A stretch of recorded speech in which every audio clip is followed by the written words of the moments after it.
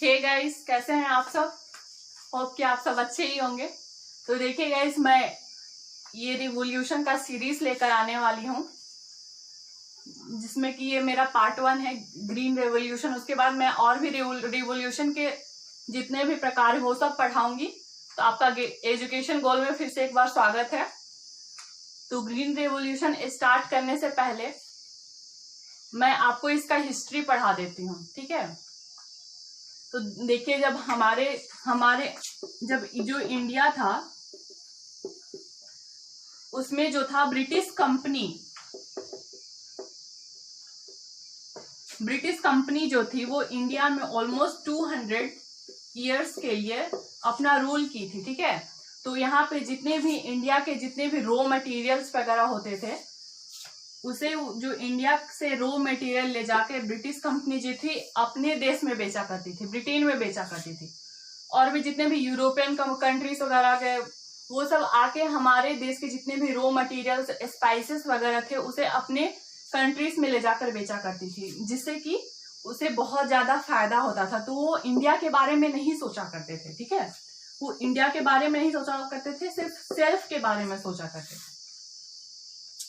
तो जब हमारा 1950, देखिए 1950, उसके पहले ही जस्ट वर्ल्ड वार भी हुआ था।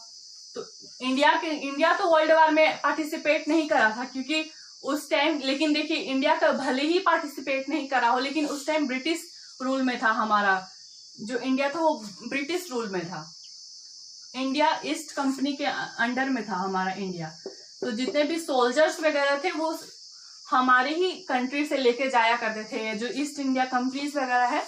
इससे कि इंडिया का जो स्थिति था, जब ये 1950 के बाद में, जब हमारा 1950 के टाइम जब हमारा देश आजाद हो गया, तब 1950 के टाइम में जो था, जो ग्रीन रेवोल्यूशन जो था, एमएस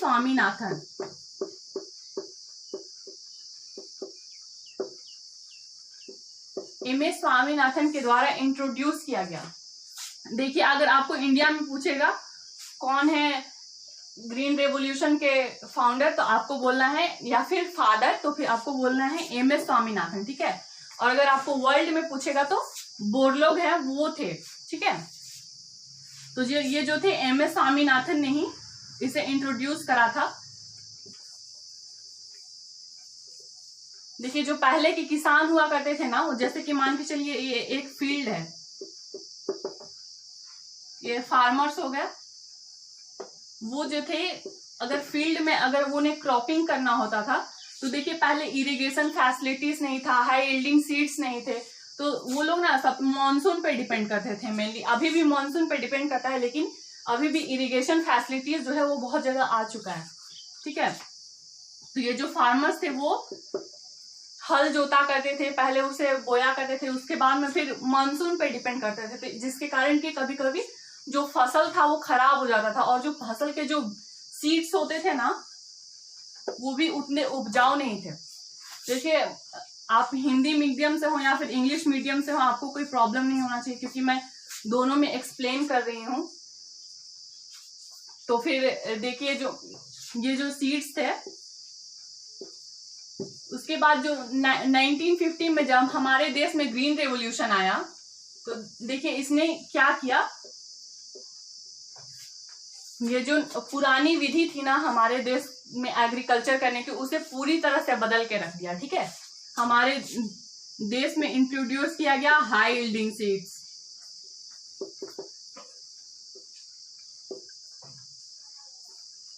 हाई यील्डिंग सीड्स हो गया, फिर दूसरा हो गया आपका इरिगेशन फैसिलिटीज।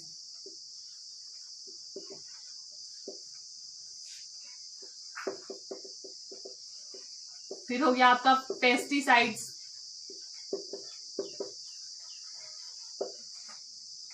तो ऐसे बहुत सारी चीजें थे जो कि इंट्रोड्यूस किए गए। फिर देखिए आपका फोर्थ हो गया मशीन, यूज ऑफ मशीन।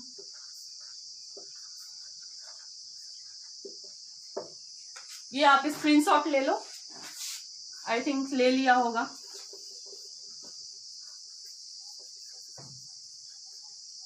तो देखिए 1950 के बाद में ये सब इंट्रोड्यूस किया गया। हाई यील्डिंग सीड्स जो था, ये हाई यील्डिंग जो सीड्स था वो क्या करता था, जैसे कि पहले के उपजाऊ नहीं होते थे ना, तो ये जो हाई यील्डिंग सीड्स था वो बहुत ही ज्यादा उपजाऊ होता था। फिर आपका इरिगेशन फैसिलिटीज जो वो लाया गया, इरिगेशन फैसिलिटीज जो लाया गया, तो उसमें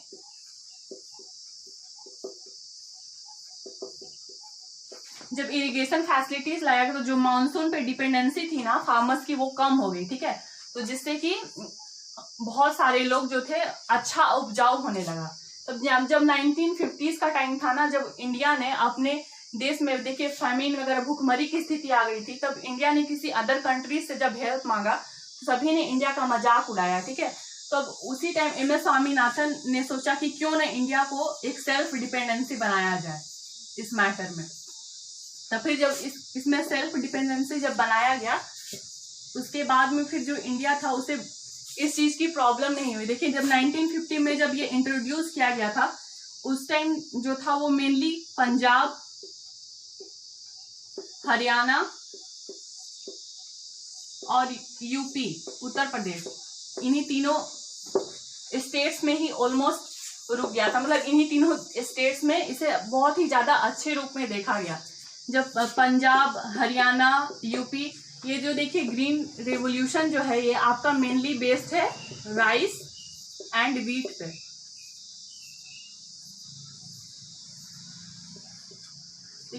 इसी पे डिपेंड करता है। तो फिर ये पंजाब, हरियाणा, यूपी में बहुत अच्छे तरीके से देखा गया और ऑलमोस्ट 1970 के आते आते देखा गया कि ये जो स्टेट्स थे वो ऑलमोस्ट 70% इंडिया का जो था वो ये प्रोड्यूस करते थे राइस और व्हीट। तो देखिए उस टाइम जो कंडीशन था वो बहुत ज़्यादा अच्छा हो गया था, जिसके कारण कि देखिए हमारे देश में कितने सारे प्रॉब्लम है, ठीक है। जैसे कि उस टाइम पे तो जैसे कि इंडिया का जो पॉपुलेशन था वो डे बाय डे ग्रोथ करते जा रहा था, और चूंकि इसलिए इंडिया को बहुत ज़्यादा ये सब चीज़ का फेस करना पड़ रहा था। इसलिए देखिए इस ग्रीन रेवोल्यूशन जो था वो 2 फेज में था। एक तो जो था वो 1950s के वाला फेज वाला, और जो था वो सेकेंड जो था वो 1960s के फेज वाला। जो 1950s के फेज वाला था वो था ऑलमोस्ट पंजाब, हरियाणा और यूपी, ये इन्हीं तीनों राज्यों तक बस सीमित रह गया था। लेकिन जब 1950s, ये लेट 1960s का था, ठीक है। तो जब पंजाब, हरियाणा और यूपी के जो प्रोग्रेस था उसको देखा गया, तब दूसरे स्टेट्स में भी इस चीज को फैलाने के लिए फैलाया गया। तो देखिए 1960s वाले जो पीरियड था उसमें 2 बार फेमिन्स भी आ चुके थे। उसी बीच में हमारा चाइना के साथ वॉर भी हुआ था, पाकिस्तान के साथ भी वॉर हुआ था।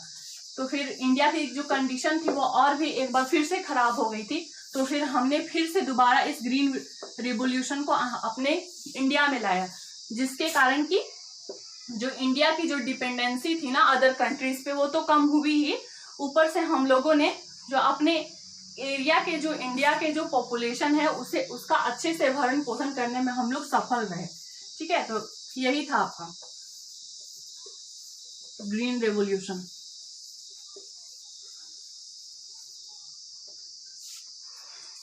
फिर देखिए हम लोग इसका बेनिफिट्स देख लेते हैं। देखिए बेनिफिट्स में आप लिख सकते हो जैसे कि जो हमारा डिपेंडेंसी था दूसरे कंट्रीज के ऊपर वो तो कम हुआ ही, हमारे देश में इसका प्रोडक्शन भी इंक्रीज हुआ, जिसके कारण कि बहुत सारे जो भूखमरी से मर जाते थे लोग उसको बचाया जाने लगा। बहुत सारी चीजें देखने को मिला, हमने बहुत सारे बेनिफिट्स मिले, ठीक है। फिर आप इसके ड्रॉबैक्स देख लो।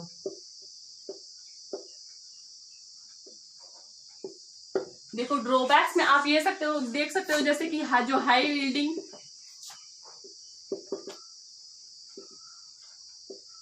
वैरायटी ऑफ सीड्स जो हुआ करते थे ना, वो जो था वो सोइल डिग्रेडेशन का काम करते थे।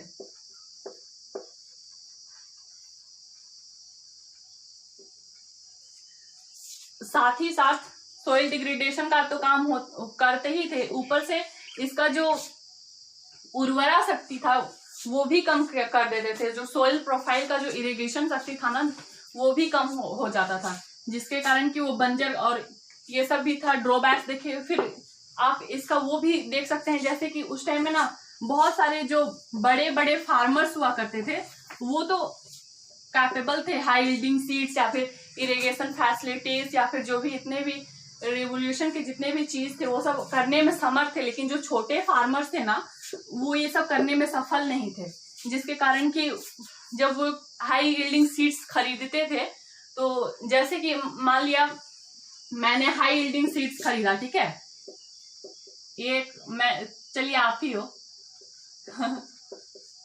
आपने हाई यील्डिंग सीड्स खरीदा और अपने फील्ड पे क्रॉप कर दिया, ठीक है। उसके बाद में फिर जब ये उगा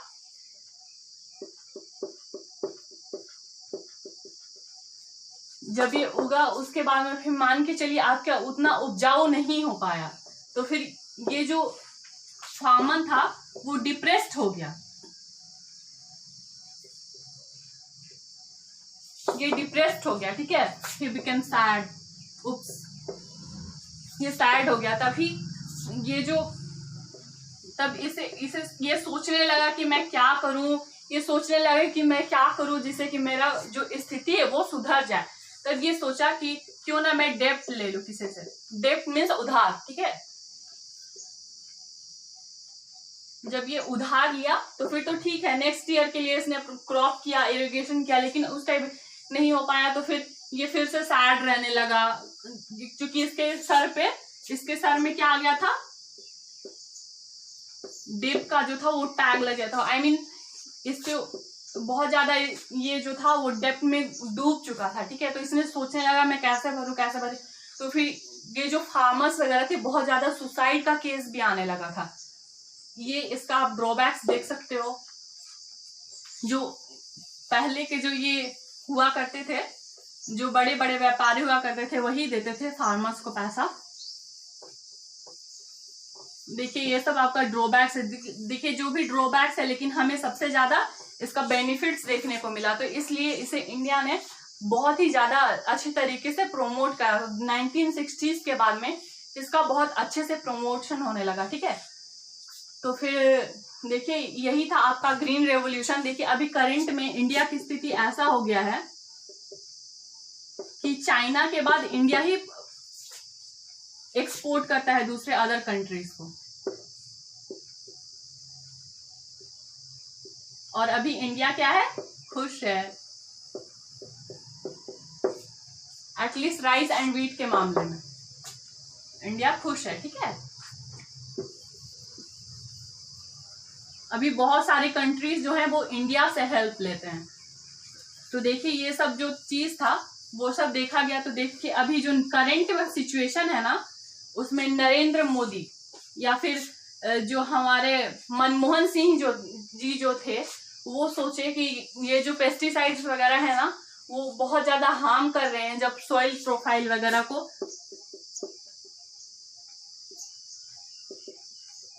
देखिए इससे बायोडाइवर्सिटी भी हार्म होता है। जैसे सोइल आपने सीड्स बोया अपने फील्ड में, ठीक है, जब आपने सीड्स बोया तो फिर ये जो सीड्स है जब बारिश होती है तो ये जो सीड्स है वो दूसरी जगह भी तो बहते हैं ना, तो इससे बायोडाइवर्सिटी भी नष्ट होने का संकेत होने लगा और पोल्यूशन वगैरह भी देखने को मिलने लगा। तो जो मनमोहन सिंह जो थे वो सोचे कि क्यों ना इसको ऑर्गेनिक बनाया जाए, इसके जगह में काउडंग वगैरह को यूज किया जाए। काउडंग मीन्स गोबर, यू नो दैट। तो वो सब जो थे नॉर्मल जो खाद है वो सब यूज करके किया जाए। तो इसे भी नरेंद्र मोदी जी जो है उसे भी प्रमोट कर रहे हैं। तो ये आ सकता है सेकेंड ग्रीन रेवोल्यूशन, जो कि होगा आपका de facto green. De facto it means that कि इसमें वो जो पेस्टिसाइड्स वगैरह जितने भी केमिकल्स वगैरह यूज होते थे ना वो सब यूज ना करके नॉर्मल जो हमारे गोबर वगैरह हो गए वो सब चीज फर्टिलाइजर्स वगैरह यूज किया जाएगा, जिसके के कारण अच्छा रहेगा, उसका जो प्रोडक्टिविटी है वो भी इंक्रीज होगा एंड सोइल प्रोफाइल भी कोई हार्म नहीं करेगा। तो यही था आपका ग्रीन रेवोल्यूशन में। होप कि आपको बहुत अच्छे से समझ में आ गया होगा। प्लीज गाइस, मैं आप लोगों के लिए बहुत मेहनत कर रही हूँ, आप भी थोड़ा सा मेहनत कर दो। प्लीज लाइक शेयर और सब्सक्राइब कर लेना, और वो जो बेल आइकन है ना उसे दबा लेना, ताकि मेरी जो नेक्स्ट रिवोल्यूशन जो मैं लाने वाली हूँ उसका आपको नोटिफिकेशन आ जाए और वो आप देखो। ठीक है, तो ठीक है, चलिए bye bye, have a nice day.